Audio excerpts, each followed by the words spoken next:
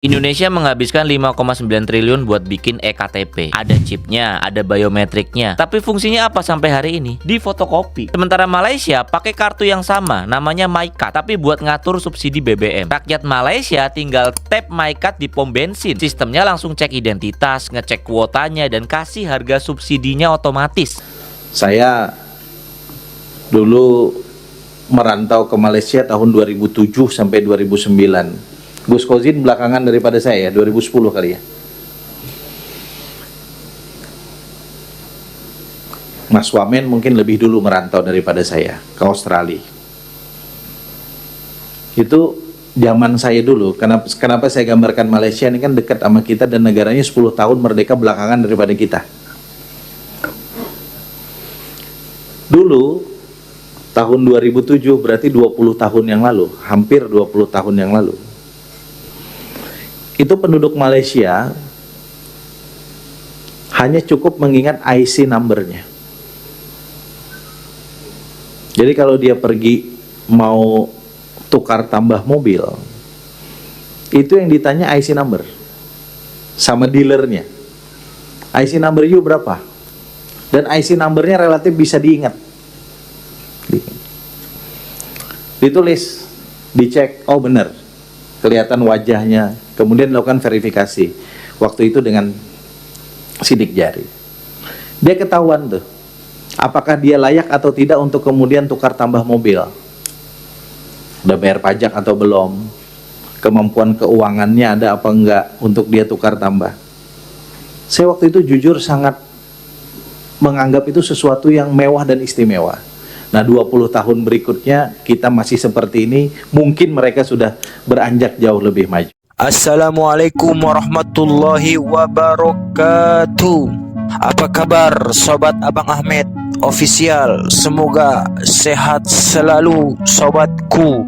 Langsung saja, kali ini kita akan membahas sebuah berita viral di internet, yaitu perbandingan sistem identitas digital Indonesia versus Malaysia yang lagi ramai dibahas oleh netizen Indonesia dan netizen Malaysia. Apalagi setelah konten kreator bernama David Alfa Sunarna nge-blow up, ngebesarin topik ini di medsos, di media sosial. Menurut dia, eKTP, elektronik kartu tanda penduduk di Indonesia tuh belum dimaksimalkan banget sobatku. Padahal anggarannya udah gede, udah besar dari awal diluncurin. Kita sebagai rakyat Indonesia sudah tahu ya sobat, ada kasus korupsi eKTP yang menghabiskan dana triliunan rupiah. Kalau dibandingin Malaysia, katanya Malaysia lewat MyCard kelihatan jauh lebih niat. Jadi di Malaysia namanya MyCard sobatku. MyCard ini jauh lebih niat, atau Malaysia ini memang lebih serius pada MyCard mereka. Di sana satu kartu bisa dipakai buat banyak hal sobatku. Bahkan sampai urusan subsidi BBM, bahan bakar minyak, Malaysia hanya menggunakan MyCard. Mantap Malaysia. Kali ini rakyat Indonesia sangat kagum dengan keberhasilan MyCard Malaysia. Jadi manfaat MyCard langsung kerasa ke masyarakat. Sementara di Indonesia, eKTP Indonesia masih sering cuma jadi alat fotokopi doang ya, buat dibawa ke sana kemari, yang fungsinya juga tidak sehebat seperti MyCard. Walaupun sebenarnya di dalam eKTP udah punya chip dan data biometrik sobatku. Kritik ini juga nyampe ke DPR, Dewan Perwakilan Rakyat. Ketua Komisi 2 Muhammad Rifki Nizami Karsayuda bilang, sistem administrasi kita masih ketinggalan jauh dibanding Malaysia sobatku. Dia bahkan bercerita, dulu di Malaysia tahun 2007 sampai 2009, orang-orang di sana cukup pakai nomor ID, nomor identitas buat berbagai urusan, tanpa ribet bawa dokumen lain seperti di Indonesia. Mantap Malaysia.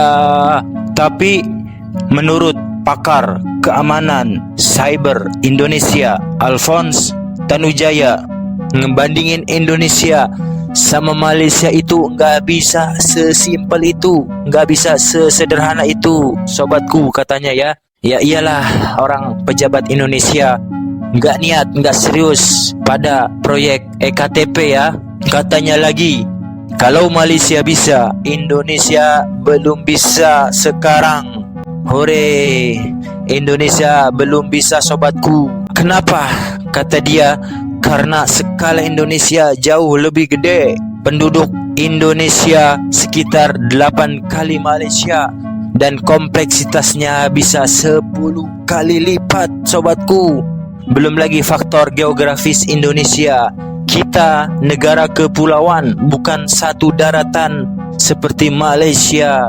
Kalau menurut sobatku ini hanya alasan saja atau apa, sobatku? Masalah utamanya juga, kata dia, ada di desain EKTP itu sendiri.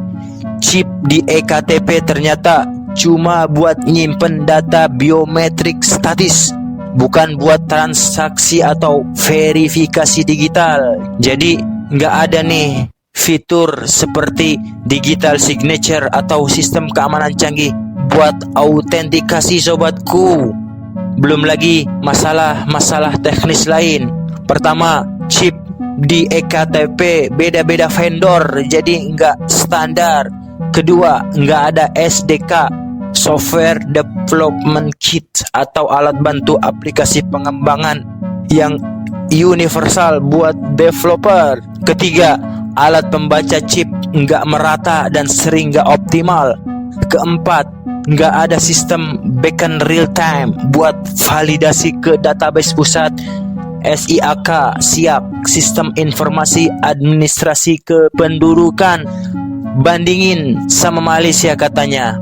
Mereka dari awal udah pakai sistem multos, yaitu otak chip yang multifungsi. Satu chip bisa dipakai buat banyak aplikasi sekaligus, sobatku. ID, identitas, SIM, surat izin mengemudi, kesehatan, bahkan tanda tangan digital hanya pakai satu My Card. Mantap Malaysia. Makanya menurut Alphonse juga nggak ada solusi instan buat menghidupkan chip EKTP yang sekarang. Yang lebih realistis adalah bikin layer digital di atas NIK, nomor induk kependudukan, bukan maksa chip lama yang dipakai, sobatku. Masalah lain yang nggak kalah penting adalah koordinasi.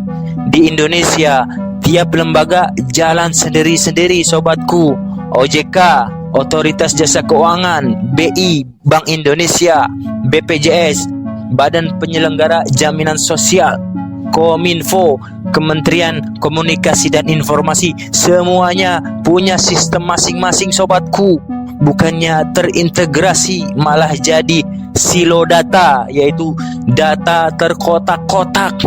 Ironisnya lagi, katanya, hambatan terbesar bukan soal privasi, tapi ego antar lembaga dan urusan anggaran, sobatku. Belum lagi soal keamanan data. Kita udah sering dengar kasus kebocoran data Dukcapil, Dinas Kependudukan dan Pencatatan Sipil bocor, data BPJS bocor, data KPU, Komisi Pemilihan Umum bocor. Kata dia juga, kalau sistem belum aman tapi dipaksa terintegrasi, risikonya malah makin gede. Ibaratnya bukan kemajuan tapi bencana yang diperbesar, sobatku. Kenapa Malaysia lebih maju? Pertama, ada satu otoritas kuat, yaitu JPN, Jabatan Pendaftaran Negara, di sana yang mengatur semuanya. Kedua, ada aturan wajib buat sektor publik dan swasta pakai My Card.